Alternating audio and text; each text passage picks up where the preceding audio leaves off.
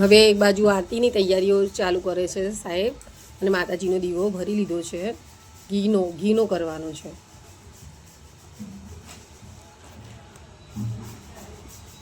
અને અહીંયા ગાડી લઈ લો, આમાંથી પણ ઘી વધારે કરો. બોલો દશા માત કી જય. માતાજીને અમે બેસાડી દીધા છે. હવે માતાજીનું મોઢું તમને દર્શન કરાવીએ માતાજીના. જો બોલો દશા માતની જય. તો ગાઈઝ મારી મૂર્તિ જોઈ લો. અમે સરસ એ માતાજીની મૂર્તિ લીધી છે. મૂર્તિ છે ને મતલબ શ્રી સાંડણી છે, માટીની છે. જો માટીની સાંડણી છે. જય દશામાં. હવે માતાજીને ચુંદડી ઉઠાડીશું.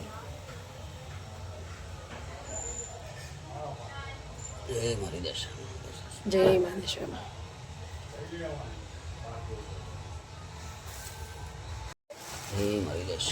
પેલા દશામાના ચાલુ કરો.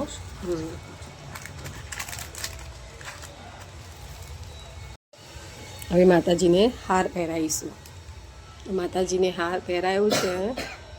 મોટો પડે છે, પાછળથી થોડું એ કરી નાખો ને, દોરી ગાંઠ વાંધ દો. પછી અમે શિવા પૂજા કરીશું. દીવો પ્રગટાવી દો. પૂજાને હાર ને બધું લગાવી દીધું છે. અને હવે દીપ મારી દશામાં.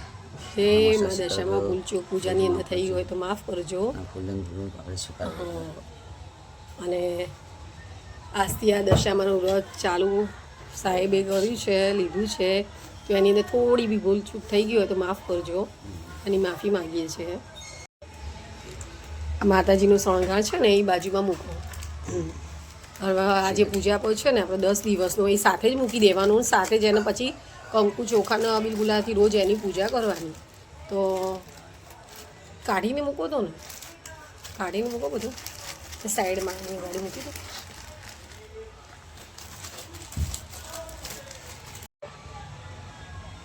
એક સંગાતે પૂજા પર મૂક્યો છે એટલે એનાથી રોજ આપણી પૂજા થાય.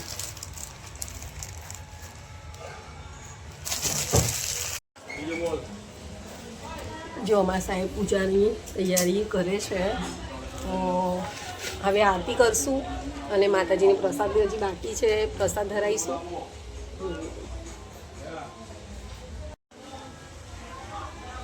હવે માતાજીની ઉપર અબીલ ગુલાલ ને કંકુનું પૂજા કરવાની છે. તો એ કરશું. કળશને બી કરવાની અબીલ ગુલાલની, અને માતાજી ઉપર બી થોડું અબીલ ગુલાલ, અને અહીંયા પૂજા છે ત્યાં પણ અબીલ ગુલાલની પૂજા કરવાની છે. ચોખા કંકુ એ બધાની. માતાજીની પ્રસાદની અંદર અમે હલવો લીધો છે દૂધનો સવારમાં. બસ પેલી સાઈડમાં મૂકી દઉં પૂજા. તો હવે મેન છે આપણે દશામાના જે વ્રત કરતા હોય ને એમના દશામાનો એક સૂતરનો 10 દોરાનો તાંતણો છે, દોરો છે. તો એને છે ને હવે આપણે એને 10 ગાંઠો વાળવાની છે. અને જે આપણે અંક ગાંઠો ખોલી મારશો તમે, તો ગાંઠો મારવાની છે. અને એ ગાંઠો છે ને આપણે જે ખોલીશું ને તો એક દિવસ કમ્પ્લીટ થાય ને એટલે એક દિવસ જેમ એ થાય ને રોજ એક ગાંઠ ખોલવાની છે. એટલે મેન તો આ દોરાનું અને માતાજીનું વ્રતનું મેન આપણે આ છે કે ગાંઠો 10 વાળવાની, અને એની ઉપર કંકુથી અને શું ચાલના કરવાના ગાંઠો ઉપર, અને પછી રોજ એક ગાંઠ ખોલવાની છે. તમારે વ્રત કરવા માટે અંદરથી શ્રદ્ધા હોવી જોઈએ, બરાબર ને? મન હોય તો જ વ્રત થાય. બાકી તો મનમાં કંઈ હોય નહીં, તમે વ્રત કરો તો એ વ્રતનું કોઈ જ એ નથી. તો માતાજી અંદર આરાધના શ્રદ્ધા હોવી જોઈએ. હવે એની ઉપર ચાલના કરી નાખો. જે 10 ગાંઠો વાળી છે ને એ. અમારા સાહેબને તો આ બીજું વરસ છે દશા માતાનું, અને એમને 5 વર્ષની માતાજીની બાધા રાખી હતી કે હું 5 વર્ષ વ્રત કરીશ. હા, એ ત્યાં પૂજાની અંદર મૂકી દઉં સાઈડમાં. હવે તમે જે વાર્તાની આપણે વાર્તા સાંભળીશું ને માતાજીની, એના પછી આ એક વ્રત ખુલાશે નહીં. આમાં ડાયરેક્ટ જ માતાજી પર રીલ બની જાય. દશામાનો જે દીવો છે ને, બસ આ પૂજામાં આ નળાસરી મૂકો, અને એ નળાસરી પછી છે ને આપણે બધા હાથે બાંધીશું. એક તમારા હાથે બાંધજો, એક મારા, અને એક અગરબત્તી સ્ટેન્ડ લેતા આવજે.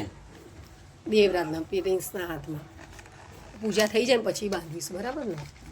અને ગાઈઝ હવે અમે વાર્તા ચાલુ કરશું